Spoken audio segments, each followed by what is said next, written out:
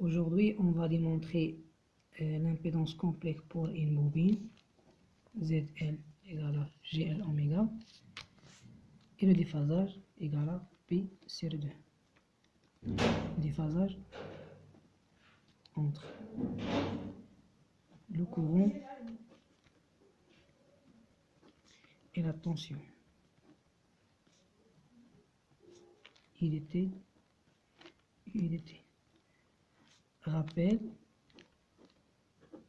phi égale à P sur 2 pour une bobine idéale, c'est-à-dire la résistance interne nulle, bobine équivalente à une inductance L.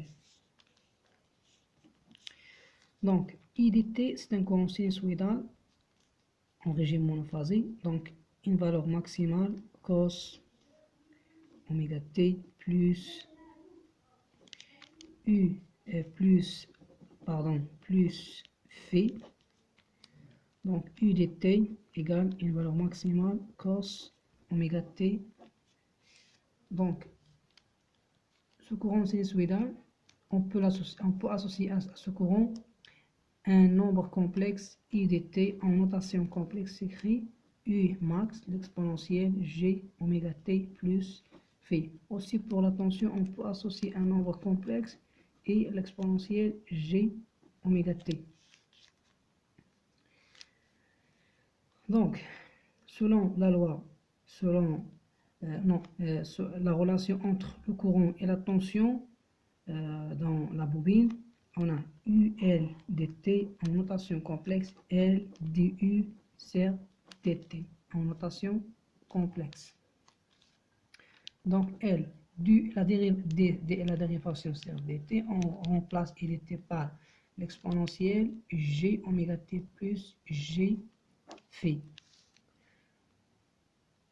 Donc je rappelle, on est en train de chercher en même temps l'impédance complexe ZL égale à GL oméga et le déphasage PC2, toujours une bobine parfaite, la résistance interne égale à 0. Important.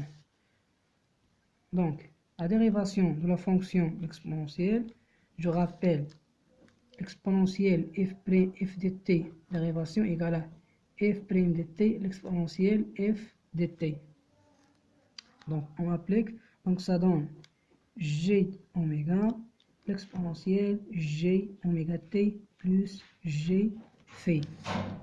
Donc, égale g l oméga, exponentielle g oméga t plus g phi.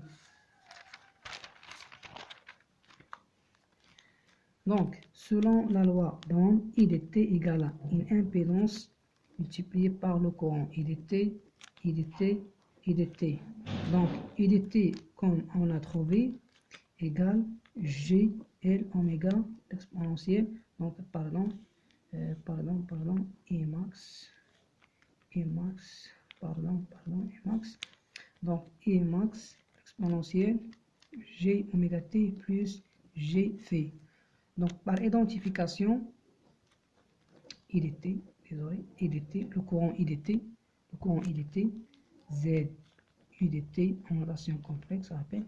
Donc par identification, on remarque que IDT est présent et max l'exponentielle G oméga t, comme on l'a fait déjà, représente le courant IDT complexe.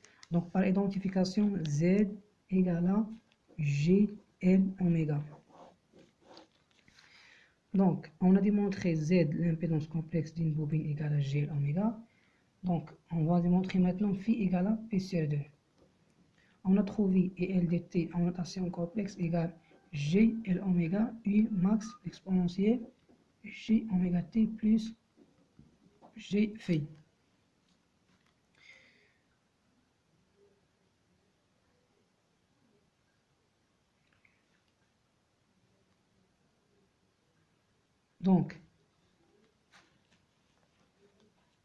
Donc G, nombre complexe égale à l'exponentielle Gp sur 2. Donc IL dt égale L oméga U max exponentielle G, P sur 2, l'exponentielle G oméga T plus phi.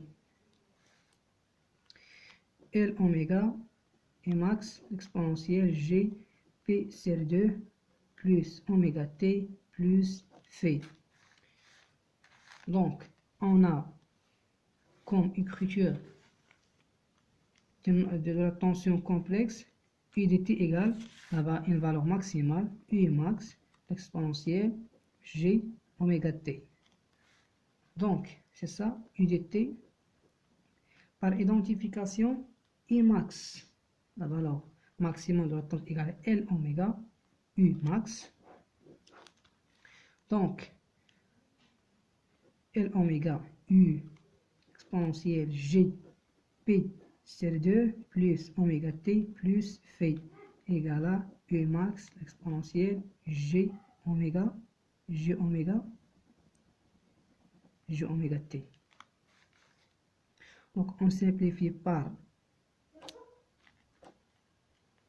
on a donc l'exponentielle Gp sur 2 oméga T plus phi égale à G oméga T, puisque la fonction exponentielle c'est une fonction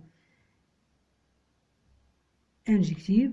Donc, l'exponentielle Gp sur 2 plus oméga T plus phi égale à l'exponentielle C seulement C, Gp sur 2 plus oméga T plus phi égale à G oméga T. Donc, C seulement C, par simplification, on peut, donc par simplification, on simplifie, donc, pour ne pas mélanger les choses. Donc, G, P sur 2 plus G oméga T plus phi égale à G oméga T. Si seulement C, G, P sur 2, G oméga T plus G phi égale à G oméga T. On simplifie par G oméga T. On trouve G, P sur 2 plus G phi égale à 0. Si seulement C, G, P sur 2 égale à moins G phi. Donc, phi égale à moins P sur 2. Phi égale moins P sur 2. Donc, le courant L de T s'écrit E max, l'exponentielle oméga T moins P sur égale, oui, moins P sur 2.